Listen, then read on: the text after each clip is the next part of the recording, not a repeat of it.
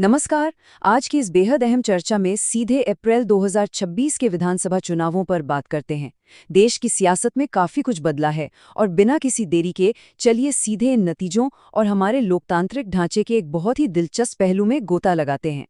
हाल ही में देश के 4 प्रमुख राज्यों असम, पश्चिम बंगाल, केरल और तमिलनाडु और साथ ही एक केंद्र शासित प्रदेश यानी पुदुचेरी में चुनाव संपन्न हुए।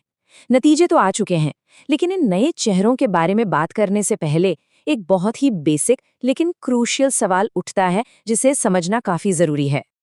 आखिर राज्यों और केंद्र शासित प्रदेशों यानी यूनियन टेरिटरीज में बुनियादी फर्क क्या है? मतलब ये जानना दिलचस्प है कि किन जगहों पर विधानसभा काम करती है और मुख्यमंत्री चुने जाते हैं। आइए इस पूरे सिस्टम को बिल्कुल आसान सी भाषा में डिकोड करते हैं।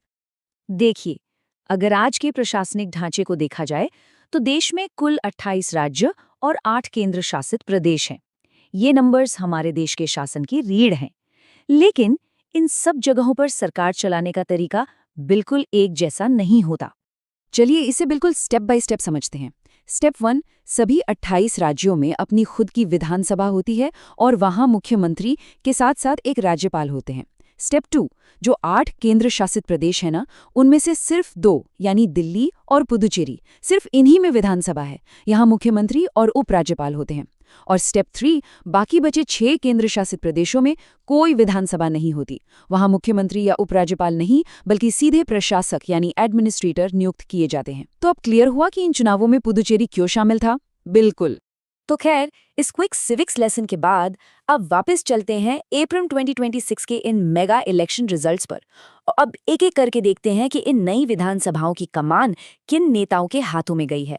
सबसे पहले शुरुआत करते हैं असम से। असम के मुख्यमंत्री के तौर पर भारतीय जनता पार्टी यानी बीजेपी से डॉक्टर हिमंता बिस्वा शर्मा चुने गए हैं। अब अगर पश्चिम बंगाल की तरफ रुख करें तो यहाँ से बीजेपी के सुवेंदु अधिकारी ने मुख्यमंत्री पद की अहम जिम्मेदारी संभाली है।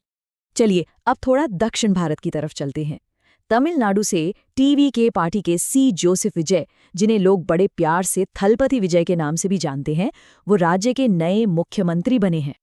और वहीं केरल की बात की जाए तो यहाँ से इंडियन नेशनल कांग्रेस यानी आईएनसी के वीडी सतीशन ने मुख्यमंत्री पद की शपथ ली है।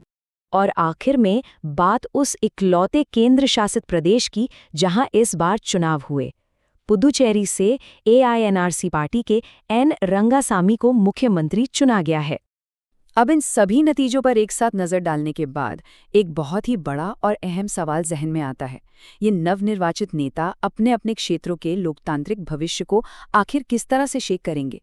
क्योंकि देखिए, चुनावों का असली रोमांस सिर्फ नतीजों में खत्म नहीं होता, बल्कि उसके बाद शुरू होने वाले शासन, विकास और नई नीतियों में छिपा होता है। सोचने वाली बात है ना? अगर आज की इस चर्चा से इन चुनाव नतीजों और हमारे इस थोड़े से कॉम्प्लेक्स संवैधानिक ढांचे को समझने में मदद मिली हो, तो ऐसे ही और क्लियर और फैक्चुअल अपडेट्स के लिए चैनल को लाइक और सब्सक्राइब जरूर कीजिएगा। जय हिंद।